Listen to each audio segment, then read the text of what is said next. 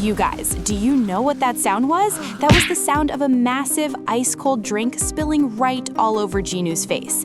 I'm not kidding. The entire room went dead silent. The music stopped. This loud, crazy party suddenly got as quiet as a library.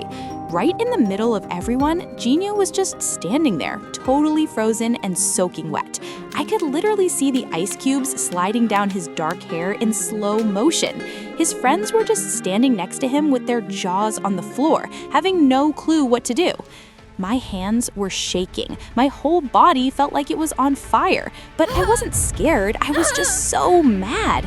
2 whole years of holding my feelings back just exploded. JINU wiped the drink out of his eyes, looking totally shocked, and yelled, "What the? Rumi, what did you just do? Are you crazy?"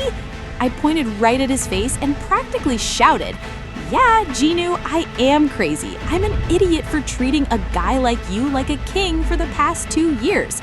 I didn't put up with your garbage because I was stupid. I put up with it because I actually loved you. I gave you everything. But tonight, you totally crossed the line." The second I said that, I spun around and walked straight out the door.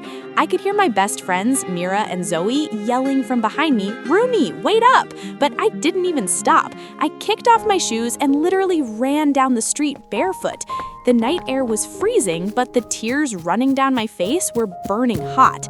And honestly, you guys, that night was the end of me feeling like I wasn't good enough. Hey guys, it's Rumi. Okay, watching that first clip, you're probably thinking, whoa, Rumi is savage. But honestly, I was never that kind of girl. I was the quiet, nerdy girl who just lived in JINU'S shadow and did whatever he wanted. Let me rewind a bit and tell you how it actually got to the point of me throwing a drink at him. So, JINU and I dated for 2 years. He was the super popular guy at school, and I was just the girl hiding behind a stack of books. Everyone always told me, "Oh my gosh, Rumi, you are so lucky a guy like JINU is dating you." But nobody knew what it was actually like behind closed doors. When he played video games, I literally had to sit next to him just to hand him his water. If he was hungry, he'd snap, "Rumi, go make me noodles," and I'd just do it. I copied all his notes for exams. Once I was super sick and begged him to bring me medicine, and he straight up told me, "I'm ranking up in my game, I don't have time." And I just took it. Why? Because my mindset was so toxic. I kept telling myself, I'm not that pretty. I should just be grateful he even looks at me. But that party was the last straw. He was playing truth or dare with his friends, and I was sitting behind him watching his bags, like a weird guard body. One of his friends asked him, "Hey, JINU, you and Rumi have been together for 2 years. Do you actually still love her?" My heart stopped. I was waiting for him to say something sweet. Instead, he took a sip of his drink, looked right over his shoulder at me so he knew I saw him, laughed, and said, "Man, of course I do. But honestly, Rumi is just so boring. She's so by the book. Half the time she feels less like my girlfriend and more like my mom." Haha. You guys, hearing all his friends crack up laughing felt like a knife to the chest.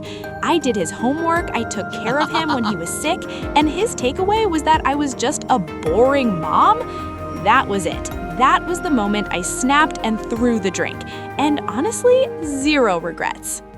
But I'm not gonna lie to you guys, I didn't stay that strong. On the outside, I acted like this fearless baddie, but the second I got home, I broke down. I locked my door, crawled into bed, and just cried my eyes out. The first day, I stared at my phone. Not a single text from JINU, just my girls, Mira and Zoe, blowing up my phone asking if I was okay. I couldn't even reply.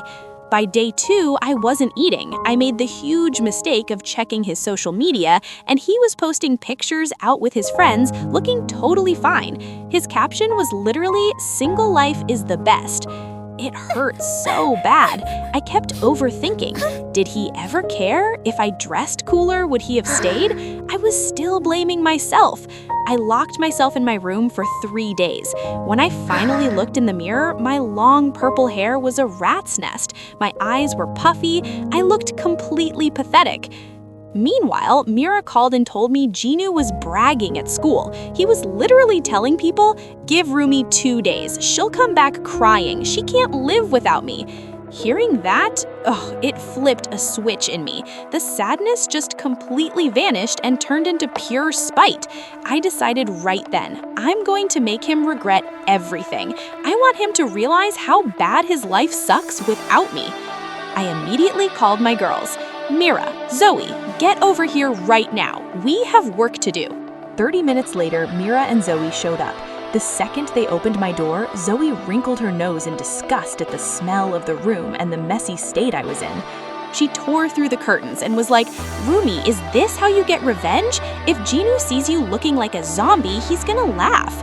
Mira, seriously but supportive, grabbed my shoulders and looked at me seriously.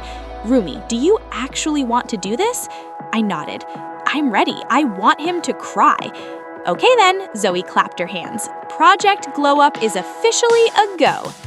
Step 1, the closet clean out. Zoe tore through my wardrobe. She threw all the boring, pale, oversized dresses JINU liked me to wear into a trash bag. She handed me this stunning bright red top and fitted jeans she brought over. "Rumi, you have such nice skin. Stop wearing these grandma colors." When I put it on, I actually shocked myself. Like, wait, my waist looks really good. Step 2, the chop. We marched straight to the salon. I told the stylist to chop off my long purple hair, the same boring ponytail I'd worn forever. She was like, "Are you sure?" And I just smiled and said, "Yep, cut the bad memories off." We went with a super cute shoulder-length cut with curled ends. I threw away my huge glasses, popped in some contacts, and suddenly I felt like a whole new person. Step 3, fake it till you make it. This was the hardest part. Mira made me practice my walk in my room. "Rumi, chin up. When you see him, look him dead in the eye. Do not look away first." I practiced smiling and walking for days. Every time JINU texted me, I deleted it without even reading it. My heart didn't even skip a beat anymore. A week later, school reopened. I showed up wearing that red top, a cute denim skirt, and bold red lipstick. When I walked up to the school gates, Mira, with her fiery red hair, and Zoe were walking right beside me. We looked like a K-pop girl group making a comeback. JINU was hanging out in the lobby with all his friends. The second we walked in, the entire hallway went silent. People were literally whispering, "Wait, is that Rumi? Since when does she look like that?"